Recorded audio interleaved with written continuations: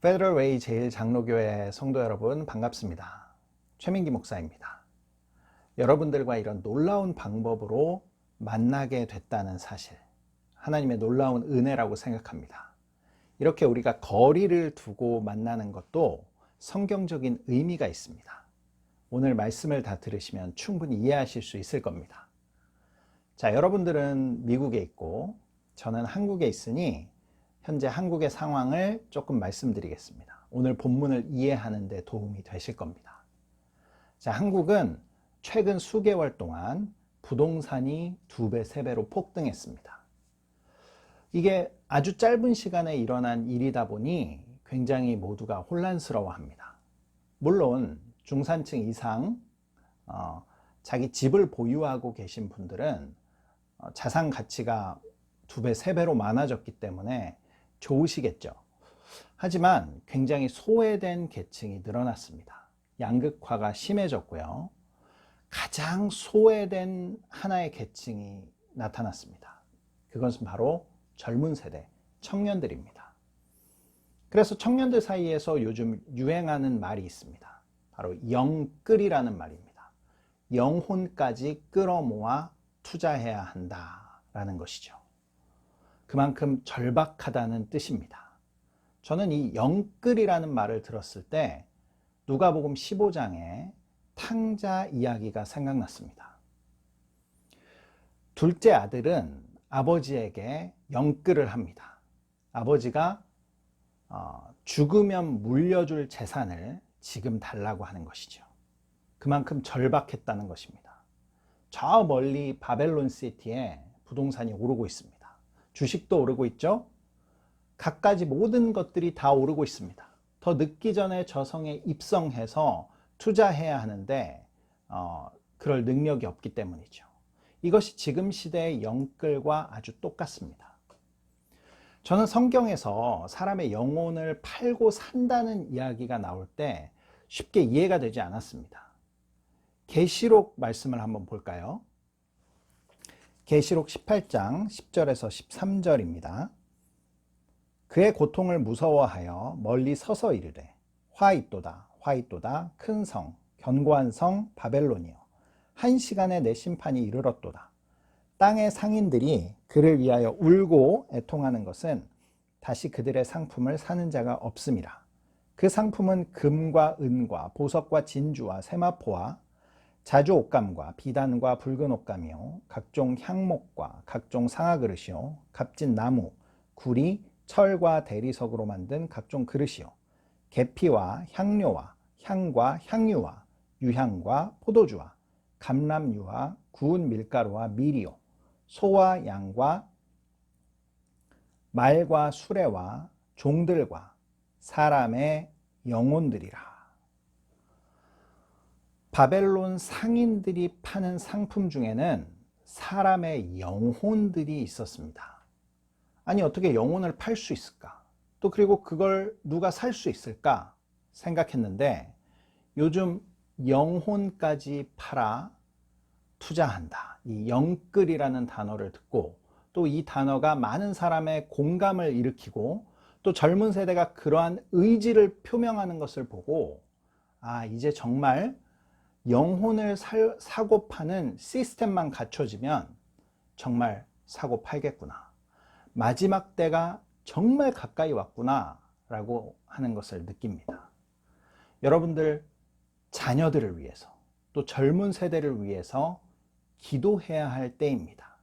아니, 정확하게 말하자면 우리가 기도하는 모습을 보여주어야 할 때입니다. 왜냐하면 오늘 본문을 보면 그 내용을 분명하게 알 수 있습니다. 오늘 본문 누가복음 22장은 예수님께서 산으로 기도하러 가시면서 시작됩니다. 예수님께서는 중요한 일을 앞두고 항상 기도하셨죠. 누가복음 6장에 보면 12사도를 선출하기 전에 예수님께서는 산에 올라가서 밤이 새도록 기도하셨습니다. 자, 예수님께서는 무슨 기도를 하셨을까요? 하나님, 어떤 제자 중에 어떤 사람을 뽑아야 합니까? 어떤 사람이 충성되고 어떤 사람이 배신하지 않고 어떤 사람이 일을 잘하며 어떤 사람이 이 사역에 도움이 될까요? 라고 기도하셨을까요? 우리가 기도했다면 아마 그렇게 기도했을 겁니다. 주님, 사역에 도움이 되는 정말 일 잘하는 사람, 정말 배신하지 않을 사람, 순종할 사람 누군지 알려주세요. 미래는 알 수 없으니 주님께서 알려주시면 그 사람들을 뽑겠습니다. 이렇게 사람을 선출하겠죠. 주님께서 그렇게 기도하셨을까요? 아닙니다. 주님께서는 가롯 유다가 배신할 것을 미리 알고 계셨죠. 그뿐만 아니라 다른 사도들도 결정적인 순간이 되면 다 도망칠 것을 예수님은 미리 알고 있었습니다. 그래서 우리가 착각하는 것이 있습니다. 주님께서 우리를 부르실 때 일하러 부르셨다라고 생각하는 것입니다. 물론 우리를 복음의 일꾼으로 부르셨죠. 하지만 정말 주님의 사역에 우리가 그렇게 도움이 될까요? 라는 것을 생각해 봐야 합니다. 넘버 원이라고 했던 베드로조차도 그가 마치 예수님의 보디가드처럼 행세하고 다녔지만 정말 예수님의 사역에 그가 그렇게 도움이 됐습니까? 전혀 아니죠. 저는 예수님의 이 제자들을 뽑은 사역은 예수님 자신의 발에 제자들의 발을 묶은 일이라고 생각합니다. 여러분들 2인 삼각경기 아시죠? 두 사람이 한쪽 발씩 묶고 뛰는 것입니다. 혼자 뛰는 게 빠르겠습니까? 둘이 뛰는 게 빠르겠습니까? 예수님께서는 혼자 일하시는 것이, 혼자 사역하시는 것이 훨씬 더 효율적이고 빠르고 정확한 일이었습니다. 하지만 제자들과 함께 더디고 또 배신하고 또 흩어지고 또 외롭게 되고 할 모든 일들을 아심에도 불구하고 그 일을 감당하신 것입니다. 그래서 예수님께서는 좋은 사람 뽑게 해주세요. 누가 사도가 될 겁니까? 이걸 기도하신 것이 아니라 예수님은 그러한 것들 다 알고 계셨고 하나님께서 이 12사도를 통해 이루실 long-term vision, 하나님의 뜻이 무엇인지를 듣고 그것에 순종하기 위해 기도하신 것입니다.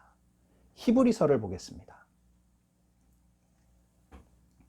히브리서 5장 7절, 그는 육체에 계실 때에 자기를 죽음에서 능히 구원하실 이에게 심한 통곡과 눈물로 간구와 소원을 올렸고 그의 경건하심으로 말미암아 들으심을 얻었느니라. 기도해야만 보이는 것들이 있습니다. 기도해야만 이해할 수 있는 것들이 반드시 있습니다.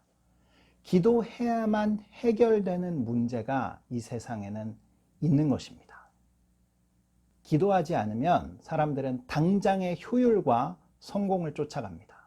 하지만 기도하면 하나님의 뜻을 발견하고 하나님의 long-term vision을 볼 수 있게 되는 것이죠. 코로나19가 교회를 강타했습니다. 교회가 큰 타격을 입었죠. 올해도 쉬워 보이지 않습니다. 하지만 우리가 좌절하고 절망하지 말아야 할 것은 기도하면 할수록 이 코로나를 통해서 하나님께서 계획하신 long-term vision이 있다는 사실을 조금씩 깨닫게 되기 때문입니다.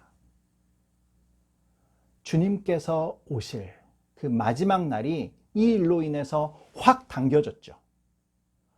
그리고 우리가 고통만 받는 것이 아니라 우리 주변에 긍정적인 변화들이 일어나고 있습니다.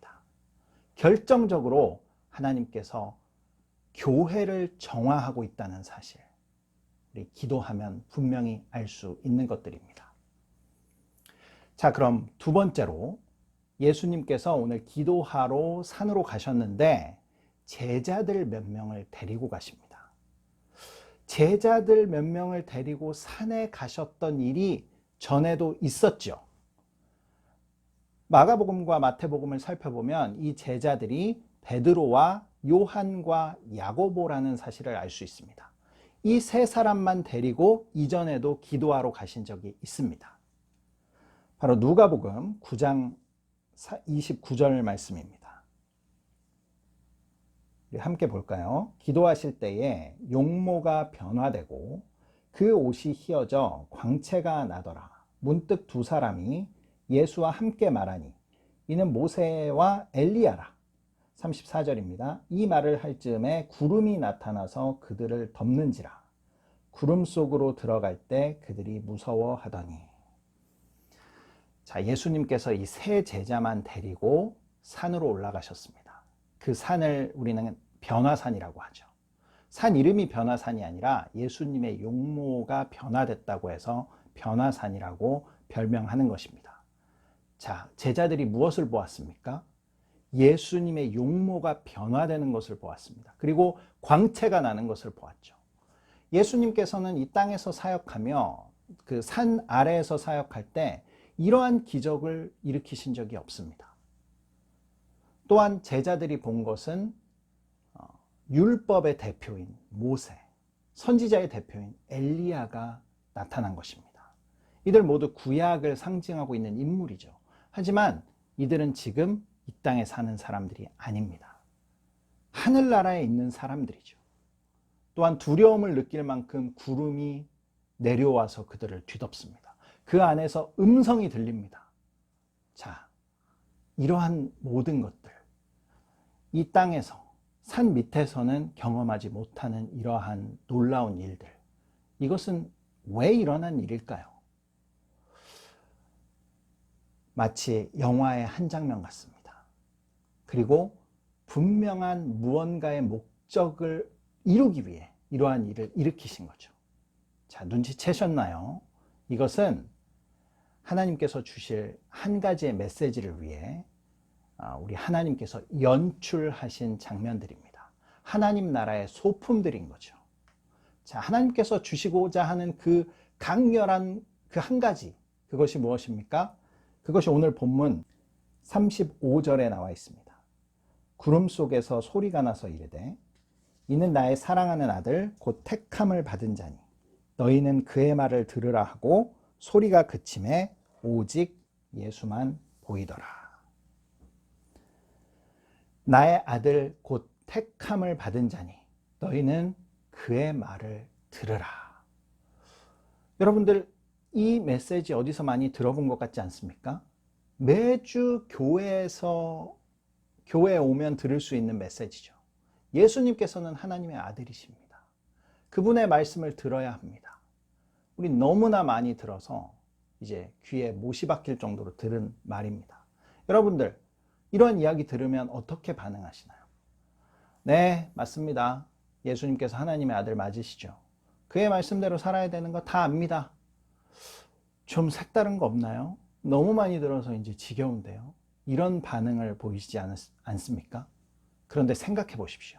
여러분들이 산 위에 올라가서 예수님의 모습, 용모가 변화되고 또 모세와 엘리야가 나타나고 구름이 덮이고 두려움을 느끼는 가운데 그 가운데 이 메시지가 하늘로부터 내려왔다고 생각해 보십시오. 여러분들의 심령이 달라질 겁니다. 주중에 이런 일을 겪었다면 정말 주일에 말씀을 들을 때 어떻겠습니까? 그 말씀을 100% 하나님의 음성으로 듣겠죠. 말씀을 100% 하나님의 음성으로 들으면 당연히 하나님의 은혜를 체험하게 됩니다. 기적도 경험하게 되죠.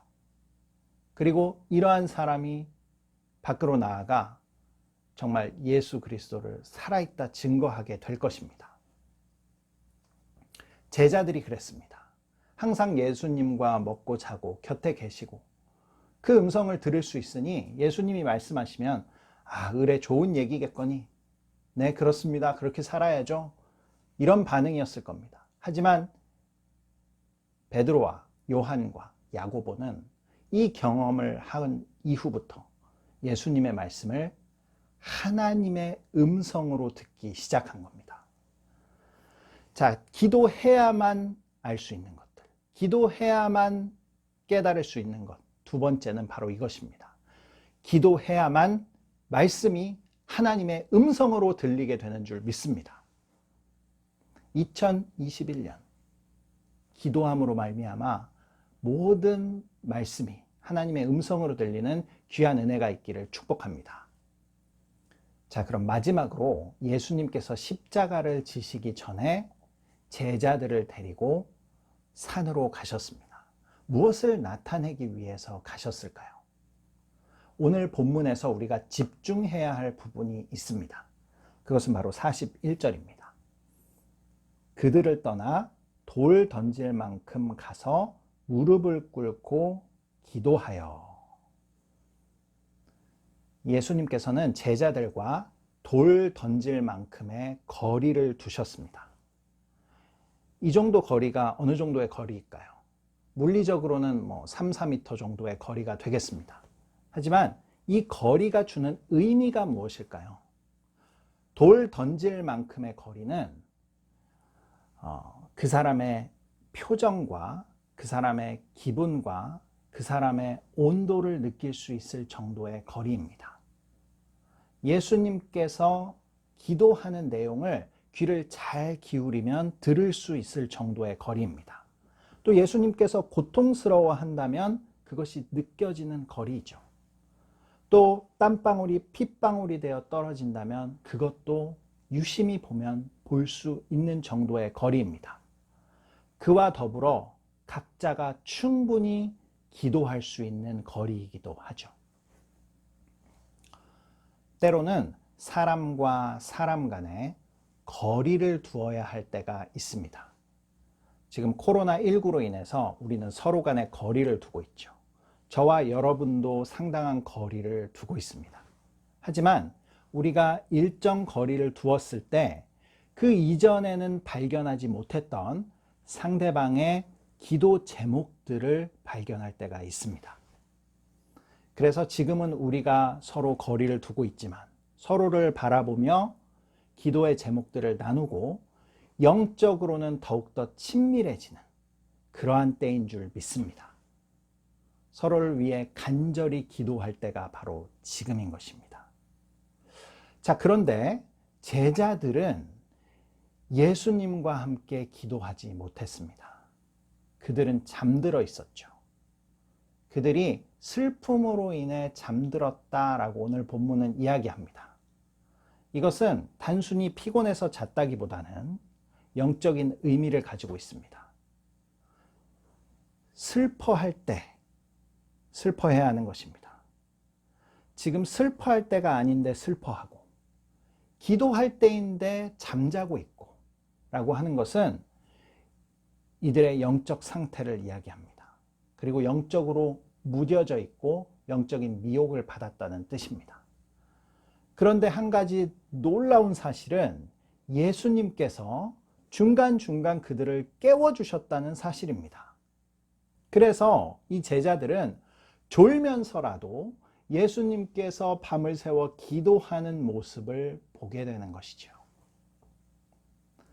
이 예수님이 감람산에서 땀방울이 핏방울이 되도록 기도하신 모습을 본 제자와 보지 못한 제자 사이에는 엄청난 차이가 있다는 것을 알 수 있습니다. 이 모습을 본 제자, 베드로, 야고보, 요한, 이들은 어떻습니까? 이들은 훗날 예수 공동체를 재건하고 초대교회를 든든히 세우며 그들이 이전에 가지고 있었던 것들을 다 회복할 뿐만 아니라 그 이상의 은혜를 누리게 되는 것이죠. 하나님의 귀한 능력자로 쓰임받게 되는 것입니다. 완전한 회복 이상을 경험하게 되는 것입니다. 그런데 이러한 모습을 보지도 못했고 또 전해 들지도 못한 바로 가룟 유다는 어떻게 되었습니까? 가룟 유다는 죄책감에 빠져서 자기의 생각대로 목을 매달고 맙니다. 그는 아무것도 회복하지 못하죠. 이것이 바로 기도하는 모습을 본 자와 보지 못한 자의 엄청난 차이가 나는 것입니다. 자녀들을 위해 기도하는 모습을 보여줘야 하는 때입니다. 그리고 또한 기도했던 예수님과 기도하지 못했던 제자들 사이에도 엄청난 차이가 발생한다는 것을 알 수 있습니다. 기도하지 못하고 졸았던 제자들은 어떻습니까? 예수님께서 체포되는 이 불법적인 상황을 보고 그들은 이것을 전혀 이해하지 못했습니다. 그래서 그들은 칼을 빼들고 난리 법석을 떨게 되는 것이죠. 기도로 준비되어 있지 않은 상태에서 감당할 수 없는 일을 만나면 두 가지의 행동을 보입니다. 한 가지는 극단적인 행동을 하는 것이죠.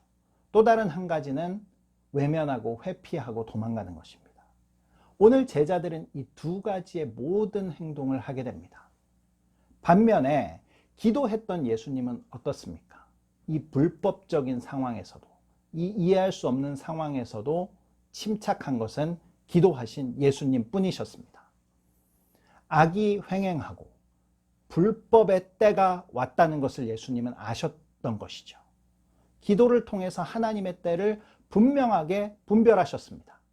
사자처럼 포효해야 할 때, 그리고 도살장에 끌려가는 어린 양처럼 침묵해야 할 때, 예수님은 이 하나님의 때를 분명하게 아셨습니다. 어떻게 아셨습니까? 바로 기도로 분명하게 그 때를 분별하신 것입니다. 우리들의 삶에도 어둠이 득세하는 때가 있습니다. 사단이 이기는 것처럼 보이는 때가 있습니다. 우리들이 도저히 이해할 수 없는 일들을 마주할 때가 있습니다. 이때 우리는 기도해야 하는 것입니다. 그런데 기도하지 못하면 오늘 본문의 제자들처럼 칼을 뽑아들고 난리법석을 떨게 되는 것이죠. 칼로 예수님을 지킬 수 있습니까? 칼로 교회를 지킨다고요? 칼로 하나님의 나라를 수호할 수 있습니까? 예수님께서는 그 칼을 도로 칼집에 집어넣으라고 말씀하십니다. 정의를 수호하는 옳은 일도 때가 있는 것입니다. 바른 말도 올바른 때에 해야 그 말이 의미가 있어지는 것입니다. 기도해야 할 때 칼을 뽑아들게 되면 그것은 정의가 아니라 자기 분노밖에 되지 않는 것입니다. 지는 것이 이기는 때가 있습니다. 사자처럼 포효해야 할 때가 있고 도살장에 끌려가는 어린 양처럼 잠잠해야 할 때가 있습니다. 대항해서 싸워야 할 때가 있고 기도해야 할 때가 있는 것입니다. 2021년은 기도해야만 보이는 일들, 기도해야만 깨달을 수 있는 일들, 기도해야만 해결할 수 있는 수많은 일들이 우리 앞에 펼쳐질 것입니다. 페더럴 웨이 제1장로교회 성도님들은 2021년 기도함으로 말미암아, 아니 기도하는 모습을 보임으로 말미암아 하나님의 때를 분별하고 말씀을 하나님의 음성으로 듣고 하나님의 롱텀 플랜을 보는, 그리하여 절망에서 회복, 아니 회복을 뛰어넘는 큰 은혜를 경험하는 모두가 되시기를 주님의 이름으로 축복합니다. 기도하겠습니다.